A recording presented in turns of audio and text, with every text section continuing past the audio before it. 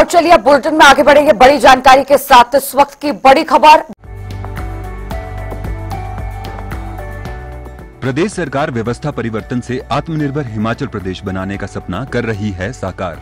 वादा किया, वादा निभाया। 15 माह में 5 गारंटियां पूरी। पहली कैबिनेट में ओपीएस को मंजूरी प्रदान कर पहली गारंटी को पूरा किया। 1,36,000 कर्मचारियों की आस हुई पूरी। दूसरी गारंटी को पूरा कर इंदिरा गांधी प्यारी बहना महिला सुख सम्मान निधि योजना के अंतर्गत 18 वर्ष से अधिक उम्र की पात्र महिलाओं को हर महीने दिए जा रहे 1,500 रूपए। लगभग 2,37,000 अन्य महिलाओं की मासिक पेंशन भी 1,150 रूपए से बढ़ाकर 1,500 रूपए की। 680 करोड़ रुपए की राजीव गांधी स्टार्टअप योजना की शुरुआत कर तीसरी गारंटी के अंतर्गत ई टैक्सी खरीदने और निजी भूमि पर सोलर पैनल लगाने के लिए 50% अनुदान। राजीव गांधी स्टार्टअप योजना के तीसरे चरण में किसानों को प्राकृतिक खेती से जोड़ा जाएगा। चौथी गारंटी के रूप में प्रदेश के सभी सरकारी स्कूलों में इस शैक्षणिक सत्र से पहली कक्षा से अंग्रेजी माध्यम आरंभ किया गया है। शिक्षा में गुणात्मक सुधार के लिए हर विधानसभा क्षेत्र में हो रहा Rajiv Gandhi day boarding school का निर्माण। स्कूलों में बेहतर संसाधन जुटाने के उद्देश्य से स्कूलों के क्लस्टर बनाए हैं। डॉक्टर YS परमार विद्यार्थी ऋण योजना आरंभ कर विद्यार्थियों को 1% ब्याज पर 20 लाख रुपए तक के ऋण का प्रावधान है।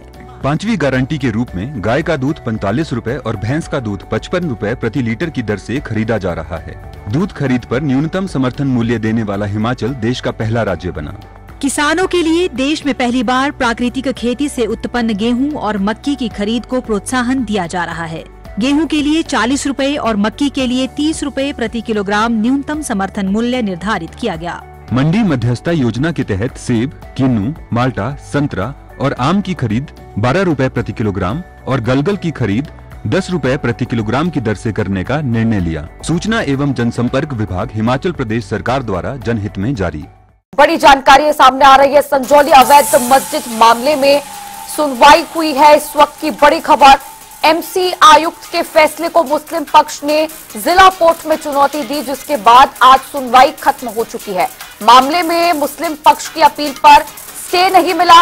मस्जिद से जुड़े रिकॉर्ड्स अदालत में पेश करने के आदेश दिए गए हैं, जिसके बाद अगली सुनवाई होगी। 5 अक्टूबर को नगर निगम आयुक्त कोर्ट का फैसला आया था, जिसके बाद हाईकोर्ट ने 8 सप्ताह में मामले को निपटाने के आदेश दिए थे। आयुक्त कोर्ट के फैसले को डिफेक्टेड मुस्लिम पक्ष ने बताया और मामले में अब अगली सुनवाई जो है वो 11 नवंबर को होगी। आज जिला कोर्ट में इस मामले को लेकर सुनवाई हुई, जिसके बाद अब आदेश जारी किया गया है कि जितने भी रिकॉर्ड्स हैं संजौली मस्जिद से जुड़े हुए वो पेश किए जाएंगे। उनको पेश करने के बाद अगली सुनवाई जिला कोर्ट में होगी संजौली मस्जिद विवाद को लेकर 11 नवंबर को। I am representing Waqf board only. ये जो अपील दायर की गई हुई है, एक थर्ड पार्टी ने अपील दायर की हुई है कि हमारे इसमें इंटरेस्ट इन्वॉल्व है। उस अपील की मेंटेनेबिलिटी के ऊपर कि क्या वो अपील दायर कर सकते हैं नहीं कर सकते, एक। नंबर 2, लोकल रेजिडेंट्स की तरफ से एक एप्लीकेशन आई कि हमें पार्टी इंप्लीड किया जाए, उनका रिप्लाई फाइल होगा। नंबर 3, एक स्टे एप्लीकेशन दी हुई अपील के साथ, उसका रिप्लाई फाइल करेंगे। 11 नवंबर को इन सब चीजों के ऊपर हियरिंग होगी। अपील मेंटेनेबल है नहीं है, स्टे मिलेगा नहीं मिलेगा, लोकल रेजिडेंट्स उसमें पार्टी इंप्लीड हो सकते हैं नहीं हो सकते लीगली, ये सारी चीजें 11 नवंबर को देखी जाएंगी। ऑर्डर था कमिश्नर साहब का, उसमें कंप्लायंस जो है 21 दिसंबर के लिए रखी गई थी, लेकिन जब हाईकोर्ट ने टाइम बाउंड कर दिया है और टाइम बाउंड 20 दिसंबर को खत्म होता है, तो जो ये केस है पहले ही प्रीपोन कर दिया जाएगा और स्टेक होल्डर्स को भी नोटिस किए जाएंगे कमिश्नर कोर्ट के द्वारा, क्योंकि हमारे को सुने बिना इस केस का फैसला नहीं हो सकता, क्योंकि हाईकोर्ट ने ये ऑर्डर कर रखा है। तो हमारी एप्लीकेशन से कोई फर्क नहीं पड़ता, लेकिन हमने कोर्ट में आज यही कहा कि जिसने अपील फाइल की है इसका लोकस स्टैंडाई क्या है, इस आदमी का इस केस से क्या लेना देना है, जबकि ये आदमी ना तो नीचे वाले कोर्ट में जो है ये पार्टी है, ना ये अफेक्टेड है और ना इसका कोई ग्रीवांस है वहां पे। तो अब 11 तारीख को फाइनली इस केस का जो है कोर्ट ने कहा है, तो मुझे लगता है 11 तारीख को इस अपील का निपटारा हो जाएगा और इस अपील जो है जो ये फाइल की गई है ये डिसमिस होगी और हम कोशिश करेंगे इनको जुर्माना कम से कम 5 लाख रुपए का लगे।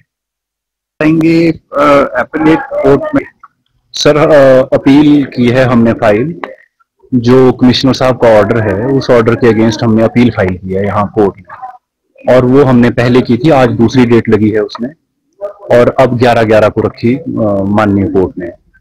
और 11/11 को उस दिन मेंटेनेबिलिटी और अदर इश्यूज जो हैं उनको लेकर और जो पार्टियां एरे होना चाहती हैं, इसमें बनना चाहती हैं, जो इंटरेस्टेड पार्टियां बोल रही हैं अपने आप को, वो उनको सुना जाएगा और उस दिन फिर उनका लोकस भी के ऊपर भी डिसीजन होगा।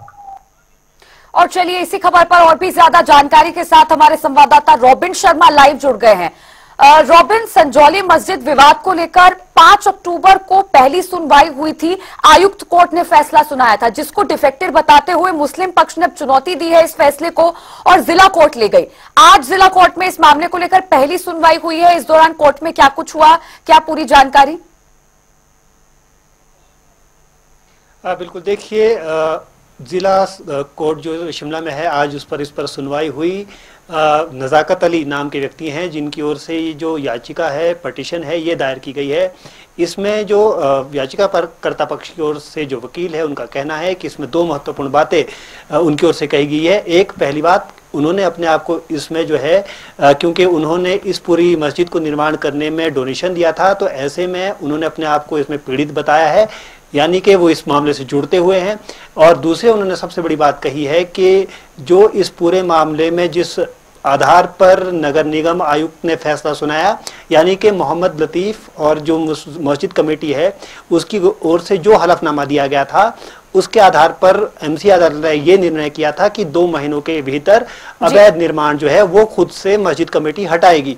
लेकिन इसी पूरे जो प्रकरण है, यानी कि ये जो पूरा हलफनामा है, इसको ही चैलेंज किया गया है नज़ाकत अली की ओर से। उनका कहना है कि जो मोहम्मद लतीफ़ हैं वो आधिकारिक नहीं है, व्यक्ति नहीं है मस्जिद पक्ष रखने के लिए, तो ऐसे में उनकी जो आधिकारिकता है, उनकी जो योग्यता है, उसको यहाँ पर चुनौती दी गई है।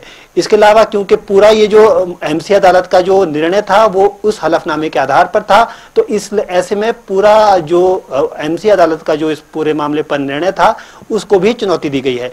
दूसरा, क्योंकि इस पूरे मामले पर मस्जिद कमेटी ने मस्जिद के अवैध हिस्से को हटाने का काम भी शुरू कर दिया है। छत लगभग हटा दी गई है, दीवारें हटाने का काम होना था लेकिन लेबर नहीं मिल पाई, इस वजह से वो डिले है। लेकिन इस पूरे मामले पर स्टे लेने की मांग भी यहाँ पर याचिकाकर्ता की ओर से की गई थी, लेकिन अभी फिलहाल अदालत ने राहत इस पक्ष को नहीं दी है और स्टे फिलहाल हटाने के जो अवैध निर्माण है उसको हटाने को जो स्टे है वो नहीं दिया गया है। ऐसे में अब 11 तारीख की दिन जो है वो मुकर्रर किया गया है। यहाँ पर 2 चीजें सबसे महत्वपूर्ण है, क्योंकि यहाँ पर अदालत ने एमसी कोर्ट को जो दस्तावेज हैं वो जमा कर यहाँ पर अदालत में पेश करने के आदेश जो है अदालत ने दिए हैं।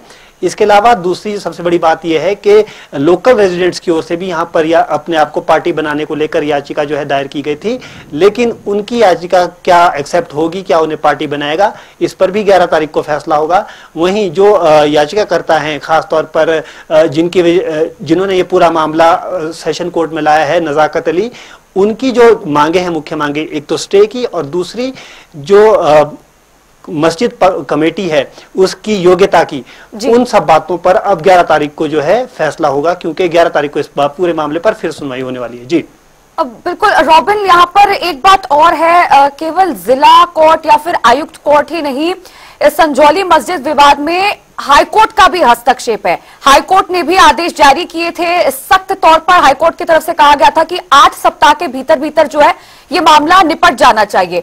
अब ऐसे में ये मामला जो है अभी जिला कोर्ट में चल रहा है। आज पहली सुनवाई थी, 11 नवंबर को दूसरी सुनवाई होगी, तो क्या दिसंबर तक क्या लगता है ये मामला निपट जाएगा? हाईकोर्ट ने जो आदेश दिया है वो मान्य हो जाएगा? जी बिल्कुल, देखिए इस मामले पर जब अदालत में सुनवाई चल रही थी तो लोकल रेजिडेंट्स की ओर से ये पक्ष प्रमुखता से रखा गया कि इस मामले में हाई कोर्ट के निर्देश हैं कि 8 हफ्ते के भीतर, यानी कि जब 5 अक्टूबर को ये फैसला हुआ था उसके बाद से 8 हफ्तों के भीतर इस पूरे मामले का निपटारा जो है वो आयुक्त अदालत करें। लेकिन इस पूरे मामले के बीच में जब यहाँ पर जिला अदालत में इसको चुनौती दी गई है, इसी कारण 11 नवंबर की तारीख इस पूरे मामले पर दी है, तो अगली 11 नवंबर को इसमें जो है सुनवाई होनी है और तब तक जो है पूरे रिकॉर्ड जो है नगर निगम को वो भी अदालत के सामने पेश करने होंगे। साथ ही याचिकाकर्ता की मेंटेनेबिलिटी पर भी निर्णय अदालत करेगी। अब क्योंकि ये मामला जो है कई सिरों पे गूंथा हुआ नजर आ रहा है, तो ऐसे में मामला और दिलचस्प भी होता जा रहा है।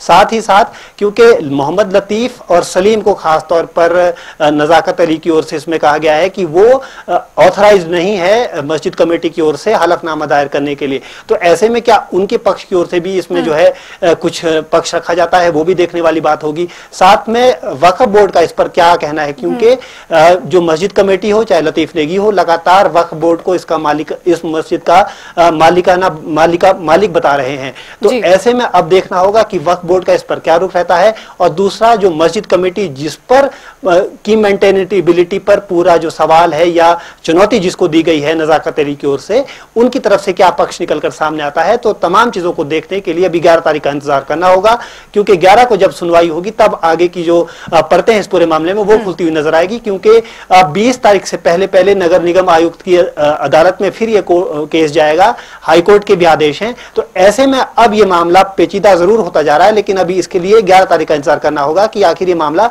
किस ओर बढ़ेगा आगे। जी।